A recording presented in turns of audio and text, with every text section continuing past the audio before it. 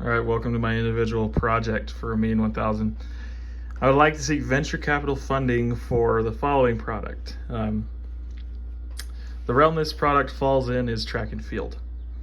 Whenever a sprinter wants to go practice their craft, they need themselves, obviously, and then a group of other people. One person at least to shoot the gun, say go, and another person at the end of the track to say, all right, stop the stopwatch, here's your time.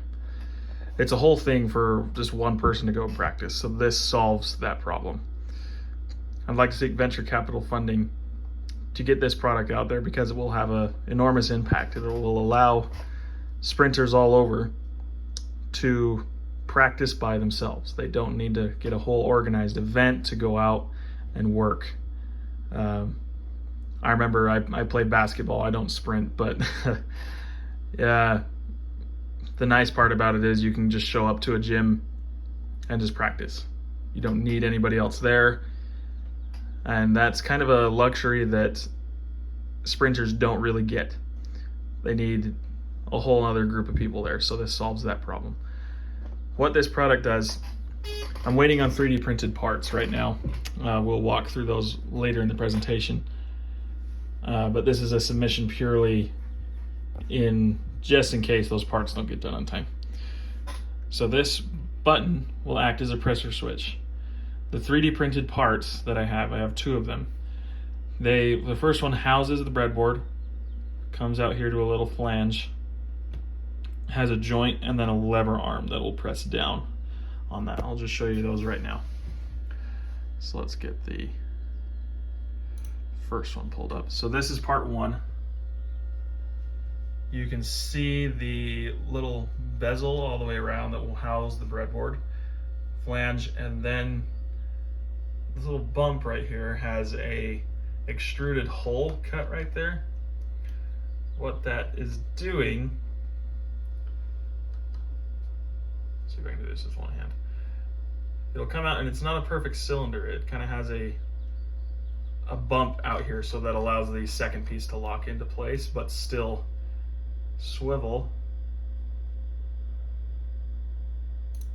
This is the second part. These holes allow it to rest on top of those without creating an airlock, so it'd be easier to get off. The rounded edging allows it to rotate, and then this little angle, it's not much, but it will simulate a person's foot sitting on the blocks. Okay, detects the weight, buttons pushed down. So button is pushed down. When they take off, the moment their back foot comes off the block, it releases and it will start a time right here. With the code for this product, I'll scroll back out to the top. Whoops, after my previous attempt at this video. Its goal is obviously to run their Arduino. We have some defined statements for the button input and the tray pin and echo pin for the ultrasonic sensor. We have some unsigned logs, liquid crystal coming in, that library up top allowing us to work with the LCD screen. Some pin modes. Digital read is used to say, okay, is the button reading low or high throughout the entire code. Millis is a big one that we learned in this semester. Millis allows us to take into account the elapsed time since an action happened. So that will play a big part. These statements, these are actually pretty fun to work with. Had to take the elapsed time and then do some math with it. That's what this percentage sign is doing in order to get every single, the ones place, a decimal right here, tenths place, hundredths place, thousandths place, and we go up to a thousandths for this product because it is for sprinters. Their margins are pretty small. Okay, then some simple LCD prints. And lastly down here, this is what controls what helps the ultrasonic sensor to do what it does. We also have a distance of less than 50 So we do have it on a pretty small margin for this this run. Simply for the testing point, I don't want it to read my wall on accident. But so other notable things, I added a potentiometer right here. Now this allows me to control the brightness of the screen. This did used to be a resistor like some over here, just for so this could have a not as intense input into the brightness of the screen. But I found out I couldn't find like the proper resistor. Thought about it. I was like, oh, why don't I just use a 10K potentiometer and delay the brightness of the screen.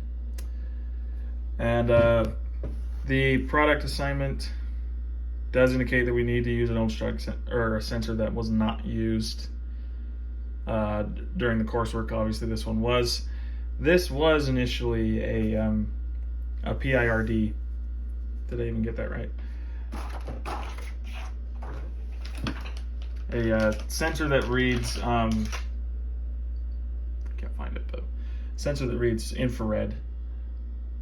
And it's too wide of a field view for this, and honestly the ultrasonic sensor just worked better, so I chose that.